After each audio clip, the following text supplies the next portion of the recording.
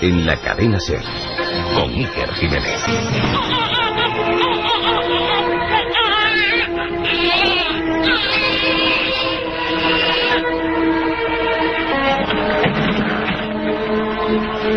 ¿Quién es? ¿Qué queréis? No hay sitio para vosotros. Iros fuera, ¿me oís? Fuera, iros de aquí. ¿No lo veis? La pobre chica acaba de dar a luz. Por eso hemos venido. Nos lo han dicho. ¿Quién os lo ha dicho? Estábamos fuera, en el campo. Un hombre vino a nosotros de la nada. Un ángel. Pastores, dijo. Dicen que Israel es un rebaño desbandado que no tiene pastor.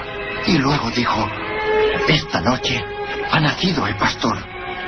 Él viene por vosotros, dijo, por los pobres. El hombre dijo, hoy, en la ciudad de David, acaba de nacer un Salvador. Acudid. 18 minutos, 6,7 grados en la Gran Vía, y aquí, en directo, como todas estas fechas tan especiales, Milenio 3 en la SER. El Estudio 1, a pesar de que regresaremos a él, ya como nuestra casa, a las 3 de la madrugada, también en vivo, está ya en penumbra, una penumbra distinta. Hoy es Día de los Inocentes, pero lo que vamos a contar, lo advierto desde este mismo instante, no es ninguna inocentada. Son elementos de la otra Navidad. Historias ocultas, a veces paganas, a veces anteriores al propio cristianismo. Tradiciones, leyendas, elementos, motivos de culto, que por ejemplo, en muchas ocasiones aparecen en los textos que no son considerados oficiales por la Iglesia. En esa especie de cajón mágico, cajón desastre, del que tenemos noticias desde el mismo siglo I y que se ha dado en llamar Evangelios apócrifos. Y da igual la cultura, la creencia, la religión que uno tenga. Es indiscutible que ese momento, el nacimiento de ese niño, es un punto de inflexión en la historia de la humanidad. Gran parte de las guerras, gran parte de las esperanzas, de las pasiones, de las disputas, de los movimientos, se producen por algún elemento que en el fondo tiene que ver con ese instante. Os adelanto que hoy descubriremos por qué Jesús de Nazaret, según dicen los especialistas, no pudo nacer en diciembre. ¿Por qué no pudo nacer un día 25? ¿Cómo se oficializaron esas fechas? ¿Qué nos contaban de los Reyes Magos, por ejemplo, los Evangelios apócrifos? ¿Por qué hasta el siglo XVI no había un Rey Mago negro? Muchas cosas que, como digo, no son inocentadas, simplemente investigación y, en este caso, historia. La Navidad oculta continúa en Milenio 3. La otra realidad. Milenio 3 en la cadena SER. ¿Nació Jesús de Nazaret el 25 de diciembre? ¿Hubo un error del llamado calendario juliano en siglos posteriores? Esta pregunta sería absurda para muchos y fue considerada herética siglos atrás. Sin embargo, diversos estudiosos y exegetas se lo han preguntado realizando cálculos diversos y enfrentándose abiertamente al dogma. Este lamento del desierto, que ya es un indicativo propio de nuestro programa en estas fechas especiales. Vamos a seguir con vosotros en Nochevieja, también en directo a las 3 de la tarde, luego reposición a las 10, y vamos a estar también, por supuesto, en esa fecha significativa y que tiene que ver con lo que íbamos a contar, el Día de Reyes, el día 6 a las 10. Este cántico del desierto, que como todo lo auténtico tiene la facultad de ponernos como en otro plano, dispuestos a escuchar y nosotros dispuestos a aprender. Estamos Katia Rocha, Carlos Barroso, nuestro lugarteniente Jorge Martínez y, por supuesto, Carmen Porter, aquí ya envuelta en papeles y documentos, con esa vía ya abierta, ¿no, Carmen? Buenas noches, sí que ya están las vías abiertas, 7640, palabra clave, Milenio, espacio y lo que queráis, para opinar de los temas que vamos a hablar, de los que ya os ha adelantado algo Iker, y también de tradiciones. Si hay alguna tradición especial en vuestro pueblo, en vuestra ciudad, contadnos, la 7640, palabra clave, Milenio, porque vamos a sortear 3 CDs con 120 programas de Milenio 3. Ese premio tan preciado que no podemos, por supuesto, lo hemos dicho 1000 veces, vender. Sabemos que muchos os incorporáis al programa en el último año, pero ahí ya, creo que este es el programa 165 o 170, esos 130 primeros programas, cientos de invitados, cientos de documentos en ese CD en formato Real Media para escuchar en el ordenador, en el coche. A los 3 ganadores que al final dará Katia, 7640, y como vamos a hablar de muchas cosas y entre ellas tradiciones ocultas extrañas, queremos vuestra opinión. También creo que estas navidades algunos nos han llamado herejes, pero nosotros no somos ni herejes ni todo lo contrario, simplemente exponemos y vosotros opináis. Y fíjate por dónde que la primera gran herejía que destapamos en Milenio 3 y que son hechos bien conocidos por los historiadores, por los catedráticos de teología neotestamentaria, es decir, elementos de la sociedad que quizás no tienen pues un altavoz y no los conocemos y no son habituales, pero son muy bien conocidos, y además vamos a viajar con las palabras con grandes amigos y expertos. Por ejemplo, la fecha en la que nació Jesús de Nazaret, una de las grandes dudas. Damos por hecho que fue entre la noche del 24 casi, y dando por el 25 de diciembre, y en un lugar muy concreto, en Belén. Los documentos históricos, lo que se va descubriendo, pues la verdad es que lo pone en tela de juicio. Lo que sí sabemos es que en esas fechas de invierno, en aquellas épocas, en todo el Imperio Romano, se conmemoraban una especie de fiestas, las fiestas del Sol Invicto. Empezaron a realizarse hacia el 274. El 24 de diciembre, día más, día menos, era el último día de las llamadas Saturnales. Eran unas fiestas en honor a la fecundidad, unas fiestas, Carmen, fíjate de curioso, en las que la gente salía a la calle, en la que el amo trataba al esclavo, por lo menos es lo que nos ha llegado, de tú a tú. Me parece difícil, pero decían que esos días eran como de buena voluntad, y fíjate, se hacían presentes y regalos. Parece ser, hay unas teorías que nos hablan de que esas fiestas paganas, antes del cristianismo, se readaptaron, y tiempo después se instaló en ese momento el nacimiento de Jesús. Comprenderemos esta noche cómo hay elementos que chirrían para que Jesús de verdad naciese ese 24 de diciembre. De momento le hemos preguntado a Sebastián Vázquez, editor, erudito, conocedor profundo en España de los evangelios apócrifos, cómo eran esas fiestas, esa prenavidad, antes de todo lo que hemos conocido nosotros dentro del orden cristiano. Hoy se sabe claramente que ya en la antigüedad era muy celebrada en todos los pueblos de Europa, también naturalmente los romanos, estas fechas, y todos estos pueblos, ¿no?, que celebraban lo que era la muerte del sol y el renacimiento del sol. Los romanos celebraban, y esto está muy documentado, la famosa fiesta del Sol Invictus, y también incluso se cita autores de que sacaban a la calle la imagen de un niño recién nacido. El mito es lógico, ¿no? Esa noche del solsticio es la noche más larga del año, donde el sol aparentemente muere, pero el siguiente día es el que celebraban que ese sol no moría, sino que renacía otra vez y iba a otorgar nuevamente su luz, su calor. Además de esto, en aquella época estaba muy extendido el famoso culto a Mitra, al dios Mitra, y también el dios Mitra pues tiene muchas concomitancias, porque también nace esa noche, también nace de una virgen, es decir, tenemos muchos datos. Pues a esas 7640 ya nos están llegando un montón de preguntas y de curiosidades. Abel de Sevilla, por ejemplo, ¿no pensáis de la teoría de que Jesús era el mayor de 8 hermanos, como por otra parte era normal en esa época? Bueno, pues vamos a comentarlo también, aunque sea de refilón, vamos a contar por qué los apócrifos hablan de esos otros hermanos de Jesús, que han sido protagonistas también de los programas de Navidad. Es indiscutible que todo lo que toca a Jesús con otros ojos llama mucho la atención. M. Rentero, desde Úbeda, nos dice: ¿Jesús nació en verano y la estrella pudo ser un cometa? Preguntas claves. ¿Jesús nació en verano y la estrella pudo ser un cometa? Vamos a procurar responder, no responder porque no es el motivo de este programa, sino de ofrecer diversas opciones. Está bien descrito por los expertos, estudiosos y eruditos que hay un grave fallo. Unos hablan del calendario juliano, como decía nuestro compañero Carlos Barroso en la introducción. Otros hablan de Dionisio el Exiguo, vaya nombre, un hombre que se equivocó en lo que son los cálculos de la fecha, pero le hemos querido preguntar, porque además lo divulga francamente bien, a Jesús Callejo, buen amigo de este programa, escritor, editor, erudito, compañero del programa La Rosa de los Vientos. Vamos a escucharle, Jesús. Es el Papa Liberio en el año 354 cuando él considera que hay que suplantar un culto pagano, como era el nacimiento del Sol Invencible y también el nacimiento de Mitra, que eran los dos dioses a los que se reverenciaba en el Imperio Romano, y se lo hacía en esa fecha. Así que, puestos a buscar una fecha para el nacimiento de Cristo, pues qué mejor que la misma fecha que ya tenían otros dioses paganos, pero que además tenían la misma simbología solar, la misma simbología de renacimiento, de dioses redentores, de dioses salvadores.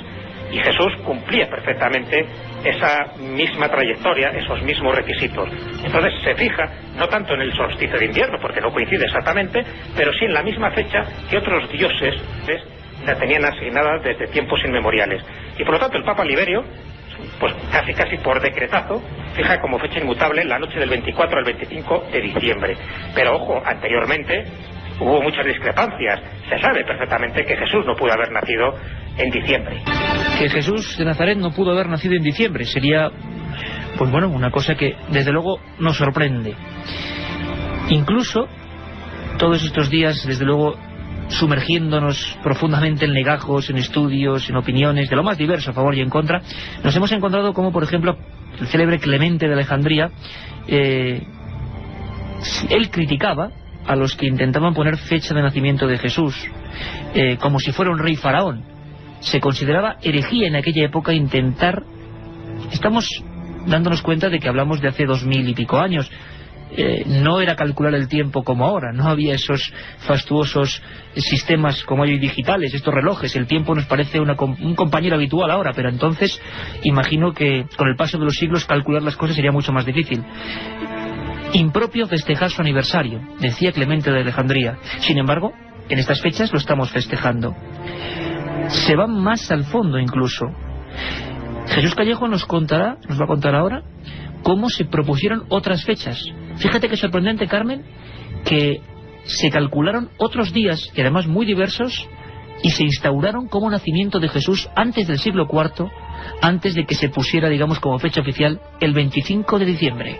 Si nos fijamos atentamente en el Evangelio de San Mateo, veremos que cuando se habla de los pastores que están en el relente de la noche, que están cuidando a sus rebaños, es imposible que en la Palestina de aquella época fueran las condiciones climáticas tan favorables como para que eso se produjera. Podía haber sido entre la primavera o el verano. Esa es la fecha probable que se baraja. Incluso uno de los padres de la Iglesia, que era Clemente de Alejandría, él decía que el nacimiento de Jesús tuvo que haber sido un 25 de mayo.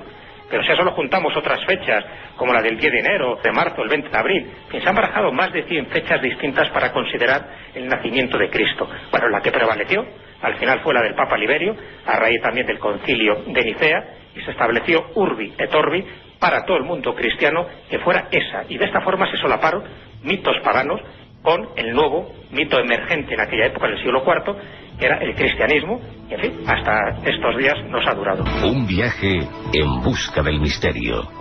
Milenio 3, en la SER. Qué bonita la sintonía que nos pone en la nave del misterio don Jorge Martínez, el editor de Hans Zimmer, impresionante, que además creo que es muy adecuado por la época, las fechas, para los temas que estamos tratando. 7640, sorteamos, con la palabra milenio, sorteamos ese CD con 130 programas, y en apenas 8 minutos Katy estará con todos vuestros mensajes. Pero ahora vamos a hablar de una gran tradición, de una curiosidad, de algo que repetimos sin cesar y queremos saber de dónde procede. Quizá cánticos tan primitivos como estos dieron origen a los primeros villancicos que hoy son tan populares, ¿no, Carmen? Pues sí, que el origen de los villancicos se sitúa en la Edad Media. Eran recitados por profetas que anunciaban el nacimiento del Salvador. Más tarde pasaron a formar parte de los cantos eclesiásticos y se señala como el primer villancico el puer natur es. Finalmente el pueblo, los villanos, de ahí la palabra villancico, se adueñaron de estas estructuras poéticas de sencilla composición en la que se alterna un estribillo con estrofas diferentes. Y ya siempre en fechas navideñas se cantan por todo el mundo donde se celebra la Navidad. O sea que es un elemento relativamente reciente, a partir del medievo. No inmediatamente eran cánticos de loas a ese niño que había nacido ¿Que había nacido dónde? Porque a lo largo del programa no sabemos si ha nacido en diciembre, no sabremos si ha nacido en una gruta exactamente, e incluso se especula, y lo han hecho historiadores durante todos los siglos precedentes, si fue en Belén o no, o fue camino de Belén, entre Belén y Jerusalén, porque unos hablan de gruta, otros de casa. Nos vamos a sorprender. Nos preguntaba un oyente si pudo ser en verano. Lo que sabemos es que en Palestina en aquella época, y ahora, casi había 1 grado bajo cero de temperatura por las noches. No parece muy habitual que si fuese esta circunstancia así, esta temperatura tan baja, hubiera pastores al raso, como se contaba. Es una de las inquietudes que algunos tienen. Lo que está tocado a la Sagrada Familia, si es que fueron las cosas tal y como nos contaron, se ha convertido en objeto de culto, en objeto de peregrinación, en objeto de luego de fenómenos misteriosos. Reuniones de devotos, fenómenos más o menos incomprensibles que coparon portadas de periódicos en el siglo XX. Hay algunos lugares realmente extraños porque el culto mayoritario no es el cristiano. Ocurre en Egipto, por ejemplo. Allí los coptos son una cultura, una religión más minoritaria, y sin embargo ocurrieron cosas muy curiosas entre quienes mantuvieron viva la fe en Jesús. Donde pasó la Sagrada Familia, todos los lugares donde pasaron, Carmen, son lugares de reliquia, de sucesos, como decimos, anómalos. Nos lo va a contar Nacho Ares desde el mismo barrio copto del Cairo. En el lugar donde ahora mismo me encuentro, en el Cairo, hay infinidad de lugares que están relacionados con puntos de la visita de la Sagrada Familia después de su huida de Israel hasta Egipto, ¿no? Y muy cerquita de aquí, por ejemplo, el barrio copto con la iglesia de San Sergio, donde se dice que descansó la Virgen María con San José y el Niño Jesús, la famosísima iglesia del Zaytún, donde se dieron entre el año 1968 y 1971 apariciones de la Virgen, apariciones realmente espectaculares. Pues es un lugar que tiene de sus raíces en una tradición también vinculada al posible lugar por donde pasó la Sagrada Familia aquí en Egipto, ¿no? Y es que las dudas de los oyentes continúan en cuanto a lugares, circunstancias, fechas. Manuel de Parla, por ejemplo, nos decía: no es cuanto menos extraño que los pastores pasaran la noche con los rebaños en invierno. Incluso mucha gente pregunta por la fecha concreta, no el 24 o el 25 de diciembre, sino el año, porque medimos nuestro tiempo a partir de Jesús de Nazaret, a partir de su nacimiento, un antes y un después. Bueno, pues hasta en eso muchos no se ponen de acuerdo, y algunos casi fueron a la hoguera, sobre todo en el medievo, cuando se atrevían a enfrentarse a un dogma ya establecido. Escuchamos a Jesús Callejo hablándonos de esos errores de calendario. Errores, parece que de bulto. Sí, bueno, esto todo se debe a un personaje, a un monje en el siglo VI, que era Dionisio el Exiguo, que le dio por hacer la cronología pues del mundo cristiano hasta ese momento, y él se equivoca en una serie de fechas importantes. Entonces considera que el nacimiento de Jesús sería lo que ahora mismo consideramos como el año 1, y se sabe que no es así, porque él nació como mínimo en el año cuarto o entre el año cuarto y el año séptimo antes de Cristo. Qué curioso y qué paradoja, ¿no?, que Cristo haya nacido antes de Cristo. Pero se sabe con varios elementos que tenemos en la mesa. Uno de ellos es el censo de Cirino, que se establece por entonces, que es el que de alguna forma determina ese éxodo que hace la Sagrada Familia para inscribirse, y que a mitad de camino nace en una gruta cercana a Belén, que no en Belén. Eso es otro de los mitos que habría que desmitificar. Bueno, pues esa sería una de las fechas que no correspondería exactamente con la cronología que nos proporciona Dionisio el Exiguo en el siglo VI. Otra es la fecha de Herodes, pero Herodes muere en el año cuarto antes de Cristo. Por lo tanto, aquí tenemos otra contradicción. Si por lo menos era contemporáneo hasta el momento de la muerte de Herodes, Jesús no pudo nacer en el año 1. Hoy estamos comprendiendo que hay otros cultos. Había otros cultos, por ejemplo, a Mitra. En Egipto también había cultos a Osiris, que guardan similitudes asombrosas. Nacimiento de una mujer virgen, presentes de unos magos, de unos hechiceros que llegan de repente, elementos que eran pues muy parecidos a los que luego se fundieron en el cristianismo. Y hay muchas personas que opinan que realmente el cristianismo, inteligentemente o no lo sabemos, fundió toda esa especie de corrientes que motivaban a las personas en aquella época. La verdad es que sabemos que el censo romano, que se hacía cada 14 años, es el que ha hecho que para muchos no cuadren las fechas, no estén exactamente englobadas. Haya habido una especie de manto de aprobación, pero si uno indaga año a año parece que hay esos errores. Hablamos de Herodes, nos comentaba Jesús Callejo, y nos van a comentar otros especialistas, que parece que los estudios afirman que no pudo ser exactamente contemporáneo de Jesús de Nazaret. Bueno, esto podría ser una especie de pequeño escándalo. Nosotros ni quitamos ni ponemos. Lo cierto es que a raíz de ese personaje se celebra una fecha tan significativa como la de hoy, los Santos Inocentes. La tradición de los Santos Inocentes nace 2000 años atrás, en un sanguinario suceso. Días después de que María alumbrara a Jesús, Herodes, aconsejado por los sabios astrólogos de su reino, ordenó matar a todos los varones de Belén, menores de 2 años, que podrían ser el niño Jesús, el nuevo rey de los judíos anunciado por los profetas. Por eso el día 28 de diciembre la Iglesia Católica conmemora el asesinato de estos niños, los Santos Inocentes. Desde la Edad Media, monaguillos y sacristanes recordaban paradójicamente este hecho con humor. En España las inocentadas nacieron en la antigua urbe romana de Écija, en la época del reinado de Felipe II. Ese día se organizaba una romería en el que un grupo de 12 hombres disfrazados se echaban al monte pidiendo dinero para la humanidad de las ánimas benditas. Qué curioso, o sea que en ese lugar y no en otro, en la sartén de Andalucía, en Écija, donde se alcanzan las mayores temperaturas, dicen, de la península ibérica, pues nació la tradición de tomarse a broma un hecho que desde luego se ocurrió tal y como nos contaron, de broma no tuvo nada. Cuando suena esta sintonía, estos repiqueteos, quiere decir que ya aparece por aquí, por el estudio 1, avanzando junto al piano, atravesando la penumbra, Katia Rocha. Y además aprendiendo todos de cosas impresionantes, sí. Y por favor, no aceptes chantajes en los mensajes para ganar esos CDs, porque los elige el ordenador con el nuevo sistema. Desde aquel vino famoso, pues me han puesto un nuevo sistema de elegir los mensajes. Hay que decir, para que la gente se entienda, el vino famoso, en nuestro horario habitual, repito, 1:30 los viernes, después del larguero, 3 el domingo, hoy estaremos aquí al pie del cañón también a las 3 de la madrugada, pues en esos horarios habituales, cuando hemos sorteado los CDs con 130 programas, a las 7640, pues resulta que claro, al principio eran todo prebendas, y como Katia debía aceptar alguna... Nos ofrecieron un vino estupendo que pues iba a decir yo. Claro. Katia, vamos a ver que bueno, ¿nos llaman mucho herejes o no? Pues hacen comentarios a lo que tú has dicho de herejía. Dice, hereje, si tú eres hereje, lo somos muchos, todos los que te escuchamos. Besos desde Tenerife, Amparo. Jesús de Barcelona dice, si no fuese por vosotros no sabríamos nada de todo esto, gracias por estar ahí. Y de herejes, nada. Otro dice, herejía, información diría yo, gracias por estar ahí. Iván de Pontevedra.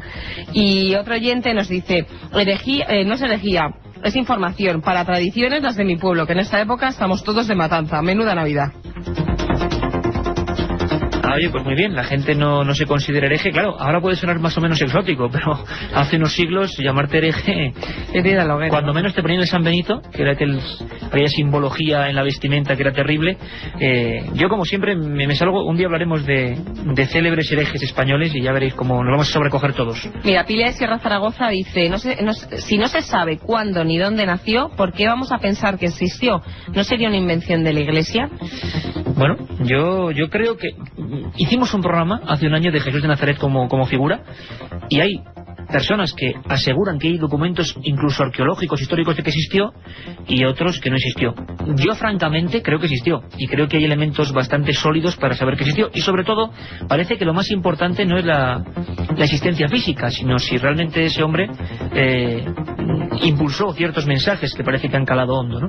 Juan Antonio Granada, esta noche parece que estoy montado en la máquina del tiempo. Si no nació en diciembre, ¿por qué nos dijeron que sí? Bueno, porque lo que nos estamos acostumbrando en Milenio 3, y yo desde luego lo vuelvo a repetir, Milenio 3 es el programa que cuenta lo que no se cuenta, entonces estamos siempre elaborando unas teorías, siempre acudiendo a especialistas y observando la cara oculta de la Navidad. Para eso estamos. Parece ser que hay elementos, vamos a seguir ahondando en ello, que nos indican que desde luego el 25 de diciembre o 24 de diciembre, perdón, puede que sí que fuera, pero también hay muchos elementos para pensar que no fue. ¿Cambiaría mucho la historia que fuera el 25 de junio? Yo creo que no, ¿no? Hoy voy a proponer yo un programa, porque las tradiciones que nos mandan nuestros oyentes de España darían para ello. Escucha esta de Cieza, dice un oyente. Cieza, provincia de Murcia. Cieza, exactamente. La única tradición es hacer el camino de ánima, llevar un saco de esparto en la cabeza con una soga al cuello, y se hace en la noche de la muerte de Jesús. Madre mía. Repite, Katia, se ponen un saco. Se ponen un saco de esparto en la cabeza con una soga al cuello, y se va haciendo el camino del ánima, la noche de la muerte. Maravilloso. Contadnos más. No sé yo. Hombre, la España ancestral, auténtica, y que hay que reivindicar porque es una iconografía tremenda. Maravillosas por toda España, además. Este verano recordamos algunas. Del año, sí. Bueno, 7640, Katia, repetimos. Mira, Mari de Mallorca dice, estoy encantada de tantos programas. Un saludo, es el único programa serio de investigación. No sé por qué nos das las gracias, te las damos nosotros a ti miles de veces. Y otro oyente también dice que muchas gracias por estos programas, que le estamos inspirando un cortometraje. ¿Ah, sí? Sí, bueno. Por último, Fer de Gea, que dice: nunca me había interesado la Navidad tanto hasta que os he escuchado en estos últimos programas. De dejes nada. Mil gracias. Mensajes, como siempre, al 7640, palabra clave milenio, y el texto que nos quieran poner. Vamos a sortear 3 CDs, con esos 130 programas de Milenio 3, todo un lujo, que no están a la venta, ni los vamos a vender, ni nos ofrezcan dinero, ni viajes. En 20 minutos vuelves por aquí, Katia, gracias. Hasta luego. Vamos a seguir en este programa. También estamos aprendiendo muchas cosas de la Navidad, de la otra Navidad. Y Carmen, si algo se repite constantemente en estas fechas es una palabra. El año pasado lo hicimos, apócrifos. Es como el gran cajón desastre, ¿no? Como donde se guardan un montón de cosas que no nos quisieron contar. Y nos lo preguntan muchísimo a través de sus mensajes. Incluso nos dicen que si es lo mismo los documentos que se encontraron en Najamadí que los evangelios. Bueno, ¿te parece que nos introduzca en el tema un poco el amigo Carlos Barroso? Vamos allá. Muchos de los elementos más característicos de nuestro Belén no aparecen en las Sagradas Escrituras. Más bien al contrario, se trata de adaptaciones y recreaciones que en su mayoría provienen de unos escritos prohibidos y oscuros. Naturalmente, hablamos de los Evangelios Apócrifos. Evangelios Apócrifos, una especie de pequeña enciclopedia o gran enciclopedia. ¿Sabéis que eran más voluminosos que los canónicos? Para que todos nos entiendan, hacia el siglo III, en el Concilio de Nicea, pues más o menos se indica, otros barajan otras fechas, pero se indica más o menos, para redondear, que hacia el siglo III de nuestra era, la Iglesia divide los textos, para algunos drásticamente, y señala los que sí que son inspiración divina, y otros quizá por fantasiosos, dicen otros, que incluyen elementos que pueden hacer dudar o que no son dignos, se eliminan. Fijaos qué nombres. Son algunos de los evangelios apócrifos, la mayoría encontrados en los desiertos de Oriente Medio, expertizados por arqueólogos. Palabras en diversos idiomas, en griego, en hebreo, y nos hablan de otros acontecimientos muy distintos, cuando menos apasionante. El evangelio de los esenios, el evangelio del pseudo Tomás, el evangelio de Santiago, el evangelio de Valentín, el libro de Tomás, el evangelio árabe de la infancia de Jesús, el protoevangelio de José de Arimatea, el evangelio copto o la vida de José carpintero, padre de Jesús, el evangelio de Nicodemo, el protoevangelio de Santiago, dicen que el más desestabilizador de todos, las llamadas confesiones de San Agustín, el evangelio de Acuario. En los desiertos, en algunos hemos tenido la fortuna de estar, y os aseguro que, prescindiendo de cualquier sentido religioso o no, que eso es lo mismo, a uno se le pone la carne de gallina cuando, por ejemplo, escala las cuevas del Qumran, donde se encontraron algunos textos esenios. Se dijo que podía ser una gigantesca herejía. Otra Biblia casi se contaba ahí, otros acontecimientos, otros hechos que habían sido sistemáticamente ocultados. Nos vamos a quedar muy sorprendidos. Por ejemplo, uno de los elementos importantes que aparecen, o mejor dicho, del que nos da todos los datos de los evangelios y que nosotros hemos ido adaptando a nuestra cultura, pero que no aparecen casi nada de ellos en los evangelios canónicos, en los oficiales, son ni más ni menos que los Reyes Magos. Nos lo cuenta el editor, especialista, Sebastián Vázquez. En los evangelios, pues no se cita, no dice Mateo ni su número, ni sus nombres, ni tampoco dice que fueran reyes. Y también el término magos hay que considerar que en la época era peyorativo. La cifra de 3 se establece a partir de la idea de los 3 presentes, lo famoso oro, incienso y mirra, ¿no? Y ya incluso en el siglo III es cuando aparece la idea de reyes, fue Quinto Tertuliano, y los nombres, el bautizo de esos 3 nombres que nos ha llegado hasta nosotros, eso ya aparece en el siglo VI. Y como una curiosidad hay que decir que el Rey Negro, esto es en el siglo XVI, y si tú te fijas, los oyentes pues tienen curiosidad de ver, pues por ejemplo, cuadros, ¿no?, anteriores al siglo XVI, donde se ve la Sagrada Familia, nunca se ve un Rey Negro. Esto se hizo por necesidades, digamos, ecuménicas, ¿no? Se habló de los tres reyes un poco como representante de las tres razas, y ahí ya se incluye la raza negra. Un viaje en el tiempo, como decían nuestros queridos amigos los oyentes, un viaje en el tiempo por esos desiertos donde se ha repetido muchas veces la siguiente escena. Casi siempre un pastorcillo, curioso, con unas cabras, ganándose la vida, y de repente topa con algo, o la bestia, el animal, hunde sus patas en la arena. Y entonces, en 5, 6, 7 ocasiones, en lugares como Qumran, como Nag Hammadi, en Egipto, en la zona de Israel también, han surgido jícaras, tinajas, con rollos envueltos. Todavía se recordaba perfectamente la escritura, se podía leer perfectamente también los contenidos.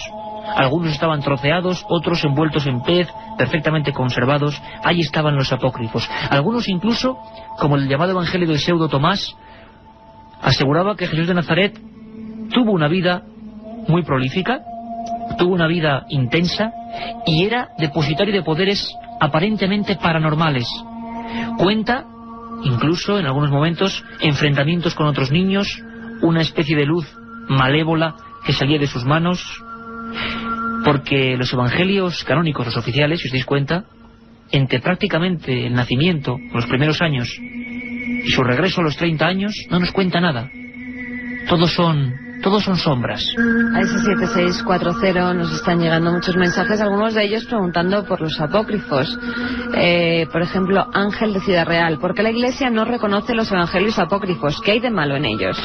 Yo creo que la actitud de la Iglesia ahora sí que es totalmente distinta, porque estos evangelios, por ejemplo, se pueden encontrar perfectamente. Hay un libro maravilloso, Los Evangelios Apócrifos, de Pierre Crepon, que además editó Sebastián Vázquez en edad, impresionante.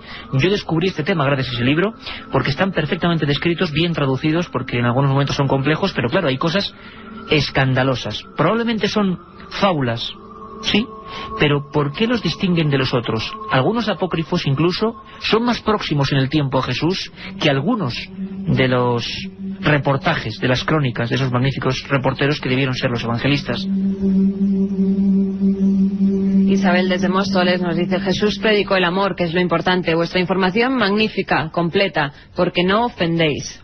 Besos. Es que nuestra intención jamás es ofender, y además el mensaje creo que es lo que importa, como los mensajes de otras culturas, de otras religiones, igualmente respetables y que trataremos aquí. Sin embargo, estamos en estas fechas y Jesús es nuestro objetivo, nuestro expediente X particular. Hablábamos de los reyes. Fijaos que curioso, ¿no? Estamos, como digo, aprendiendo. Baltasar, el Baltasar negro, pues no aparece hasta determinada fecha. También parece que por decretazo. Es curiosísimo. Antes, algunas representaciones mucho más antiguas nos muestra a unos reyes, a unos magos, quién sabe quiénes eran, y uno de ellos desde luego no era de tez morena. El Belén es otro elemento que dicen cuyos pequeños trozos de ese puzzle aparecen más en los apócrifos y que hemos ido adaptando nosotros. ¿Por qué? Porque a pesar de las prohibiciones, a pesar del herético, ya a partir del Renacimiento se podía acceder a algunos apócrifos, se podían consultar, a pesar de que en 1898, y yo tengo en mi casa el Códice de Libros Prohibidos Españoles, siguen estando los apócrifos, es sorprendente. Pero las élites culturales podían acceder a ellos. Muchos dicen que San Francisco de Asís leyó el Evangelio de Tomás, el Protoevangelio de Santiago, y realizó algunas adaptaciones. Algo sorprendente, un giro a la historia. La tradición de poner el Belén se remonta al año 1223 en la localidad italiana de Grecio, donde San Francisco de Asís reunió a sus vecinos para celebrar la misa de medianoche. Allí había un pesebre y una figura del niño Jesús realizada por las manos del santo. En un momento de la misa, los fieles se dieron cuenta de que la figurilla se movía y extendía sus brazos hacia San Francisco. Desde entonces, la costumbre de representar el nacimiento de Jesús se ha extendido por todo el mundo. Y es Carlos III el que hace grandes belenes o propulsa grandes belenes, incluso algunos con personajes vivos, recreaciones casi teatrales en Nápoles, y se exportan de ahí a España. Los napolitanos por lo menos se otorgan, se auto-otorgan, si se puede decir el palabra, el ser los primeros. Como en la pizza, pues también en el belenes. Pero es que ese tema que nos apasiona y que volveremos a tocar en profundidad, los apócrifos, ese tema que tanto nos sugiere, nos guardan todavía muchas más sorpresas. Esos rollos con esos códigos, algunos de ellos todavía traduciéndose hoy, después de haber pasado más de medio siglo desde su último descubrimiento, como son los textos de Nag Hammadi. Bueno, pues algunos de esos textos nos revelan más inquietantes sorpresas. Por ejemplo, la Verónica, todos sabemos esa mujer que coge ahí ese paño, ¿no?, para limpiar la sangre, la existencia y la identidad de los padres de la Virgen, Joaquín y Ana, si no me equivoco. Bueno, pues todo eso parece que procede de los apócrifos, que en ningún momento aparece en las Sagradas Escrituras oficiales. Escuchemos a Jesús Callejo. Por ejemplo, la Verónica. Siempre se piensa que hubo una mujer, la Verónica, que enjuagó con su paño el rostro de Cristo cuando estaba camino al Calvario, y la Verónica se sabe que no existió. Es un añadido de un apócrifo del siglo IV, que son las actas de Pilato. Bueno, pues con el natalicio ocurre lo mismo. Por ejemplo, los nombres de los padres de la Virgen María, siempre se ha pensado que son Joaquín y Ana, y eso, si hacemos una encuesta, veremos que todo el mundo lo admite y piensa que forma parte también de la Biblia, de los evangelios, y no es verdad. Sería de un evangelio apócrifo, el protoevangelio de Santiago, que es un evangelio del siglo II. El nombre de los 3 Reyes Magos, lo mismo. En el evangelio armenio de la infancia se dice que los 3 Reyes Magos eran Melcón, que es el que reinaba sobre los persas, Baltasar, que es el que reinaba sobre los indios, y Gaspar, que es el que tenía en posesión, por pues todo el país de los árabes. Bueno, pues eso también es un evangelio apócrifo del siglo IV. En ningún momento se menciona en los evangelios canónicos que sean 3 y el nombre de los 3 Reyes Magos. Otros datos, pues que vayan en camellos, o el resplandor que emana de la cuna donde reposa el niño Jesús, o la huida a Egipto. Estos son elementos, todos ellos, es un mero ejemplo de cosas que aparecen en los evangelios apócrifos. Curiosamente y de forma paradójica, aquellos evangelios que la Iglesia rechazó porque eran falsos o porque no eran creíbles. La otra realidad. Milenio 3. En la cadena SER. La Verónica, los padres de la Virgen, los Reyes Magos, elementos que se entremezclan como en una danza extraña que está tan lejana que parece que quizá, aquí no categorizamos, no nos han contado del todo bien.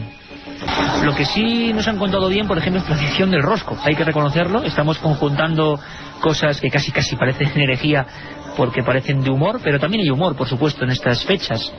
Como decimos, las viejas saturnales, las fiestas del sol invicto, donde el amo, supuestamente, digo yo, hablaba con el esclavo, donde se hacían regalos, donde había una auténtica fiesta en honor a ese sol que vencía las tinieblas. Bueno, pues nosotros ahora, quizá como recuerdo de todo aquello, nos tomamos un postre que yo todavía no he catado. No sé tú, Carmen, yo todavía no. No, tú tampoco. Yo todavía tampoco. ¿Qué es el roscón? Ya tengo ganas, ¿eh? El roscón en honor a esos reyes que aparecen más en los apócrifos que en los canónicos. ¿Contamos a la gente dónde viene ese postre? La tradición nos viene de las fiestas romanas en honor a Saturno, por lo que se las denominaba Saturnales, y coincidía con la celebración del final de las fiestas de invierno. Se escondía un grano de haba en cualquier lugar de la habitación o incluso de la casa, y a veces entre la miga del pan, y había un premio para quien la encontraba. Un premio exclusivamente destinado a los esclavos. Quedaba libre durante todas las Saturnales, que por cierto llegaron a ser grandes orgías bacanales. Estas Saturnales paganas llegaron al siglo III ya transformadas en una fiesta en la que el protagonismo sí que eran los niños. El niño a quien le tocaba el haba se convertía en rey por un día y era llamado el niño rey. Esta tradición se extendió por toda Europa y el haba fue sustituida por una pequeña figurilla. La costumbre nos llegó a España con los Borbones y el pastel adquirió la forma de roscón, y a quien le toca el regalo tiene que pagar, porque así tendrá suerte todo el año. Son ahora mismo, exactamente ahora mismo, las 11 menos 10 de la noche, 6,6 grados en directo. Navidades misteriosas. Lo hicimos en Nochebuena, lo hicimos viernes, sábado, hoy domingo, hoy a la madrugada a las 3, una nueva cita, y el Día de Reyes, el Día de Reyes es el día 6, la noche es el día 5, Día de Reyes, apócrifos o no, también con vosotros. Nos van a hacer aquí ya un pequeño hueco en el estudio para no salir casi de él, y nosotros gustosos que estamos de ello, tan gustosos como para preguntarnos. Uno de los grandes dogmas, digámoslo así, es que nació en una gruta, ¿no? Jesús de Nazaret. Sin embargo, hay apócrifos, elementos, historiadores, eruditos especialistas que hablan, que por lo menos no se ponen de acuerdo, porque dicen que en los canónicos precisamente, Carmen, precisamente en los oficiales, no se habla de ninguna gruta. Se habla de una casa. Escuchamos a Sebastián Vázquez. Por favor. Evangelio de Santiago es donde cita de un modo más extenso el nacimiento de Jesús. Y como curiosidad, por ejemplo, la famosa mula y el famoso buey, como bien sabes, el primero que hace un nacimiento es San Francisco de Asís, que en una gruta recrea el nacimiento, y es el primero que él pone el buey y la mula, pero ni el buey ni la mula están citados en los evangelios. El caso de la gruta, de hecho, si tú te fijas, pues en los evangelios, digamos, canónicos, pues se habla de una casa. Lucas, por ejemplo, no cita la estrella, Mateo no habla ni de pesebre ni gruta, y Mateo cita, por ejemplo, casa. Lucas sí menciona el pesebre, pero no la gruta.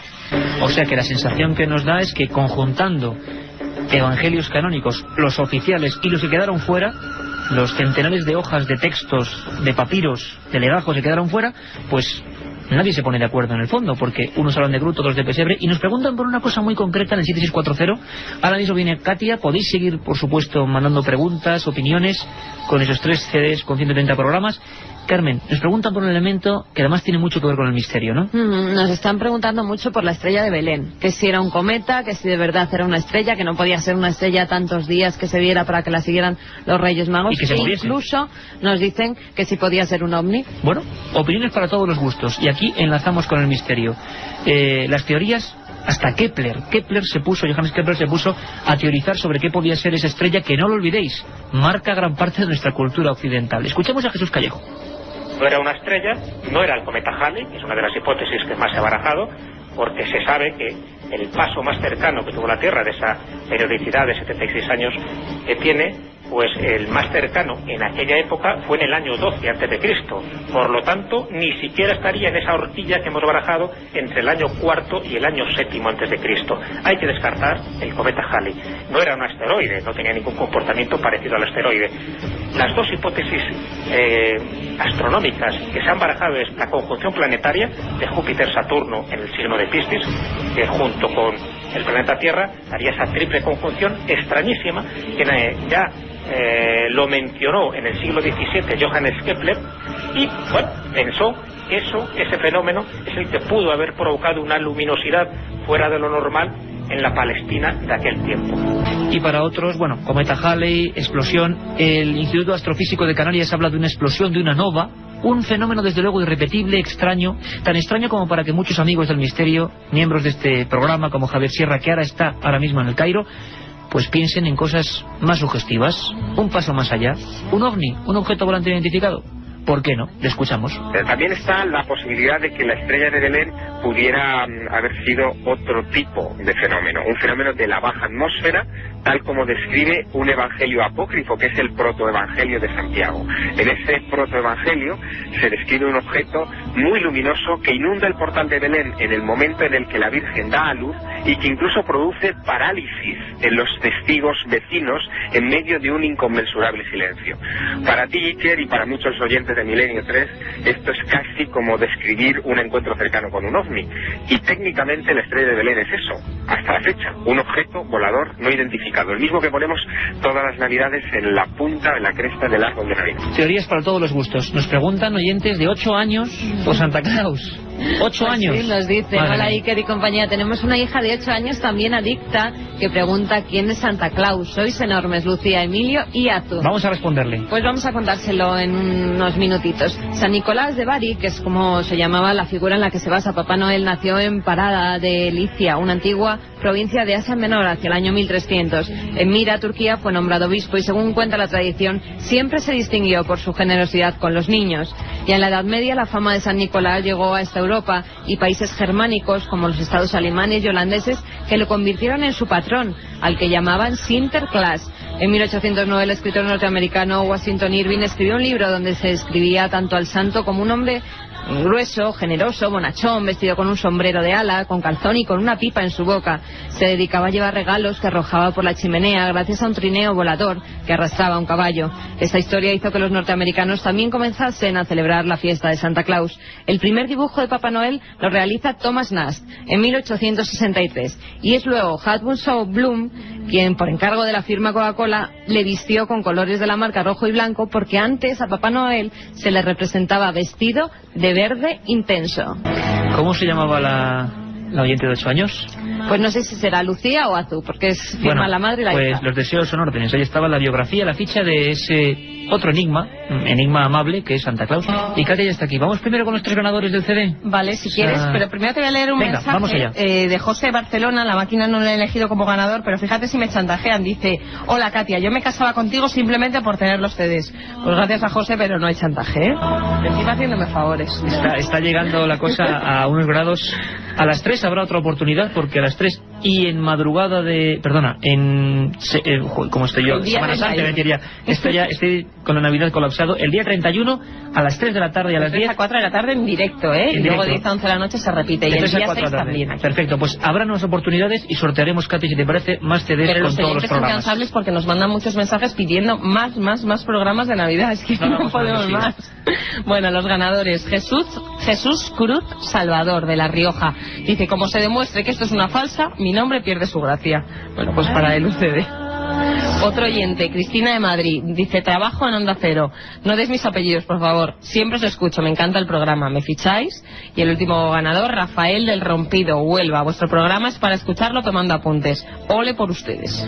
Y seguimos con mensajes porque, por ejemplo... Esos son los 3 ganadores, ¿no? Que tienen buena nota. Esos han sido los 3 ganadores. Y luego, por ejemplo, David desde Guadix nos da otra tradición. ¿Sabíais que en Orgiva, Granada, celebran la fiesta de Año Nuevo en agosto? Buenas noches. ¿Sí? Tremendo, ¿verdad? Buenísimo. Carmen, una cosa, lo de las uvas, ¿por qué es? O sea, parece que hay mucha gente que habla de unos cosecheros que fueron muy amables. Cuéntanoslo. Sí, porque... esa es la tradición desde 1909, cuando los viticultores se encontraron con un excedente de uvas y decidieron inventarse que si se comían estas uvas al ritmo del reloj se tendría suerte todo el año. O sea, una inteligente maniobra empresarial. Efectivamente, como tenían tantísimas uvas y no sabían qué hacer con ellas, se inventaron eso. Y desde 1909 hasta ahora se ha conservado la tradición. Pues otros mensajes, por ejemplo, Nerea de Navarra: soy licenciada en Historia y la religión solo me interesa como la estáis planteando, como objeto de investigación.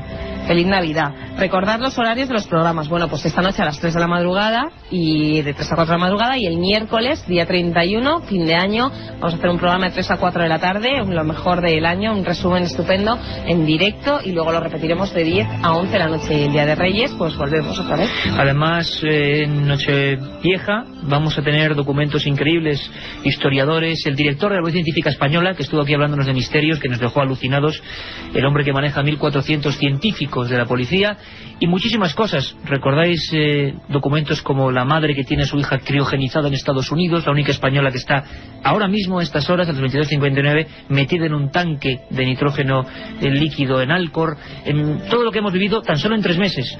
Así que yo creo que va a ser interesante. Por último, hoy quiero un mensaje de unos oyentes de Girona que dicen que van a organizar una manifestación a nivel nacional pidiéndole a Polanco que estemos todos los días en la radio. No digas esas cosas porque vamos, es que esta Katia, bueno, son los mensajes de los oyentes. Nos quitarán por ese tipo de cosas. Así que nada, un placer. A las 3 volvemos, y en Nochevieja también. Os dejamos con la cadena SER y los servicios informativos, por supuesto. La otra realidad. Milenio 3 en la cadena SER.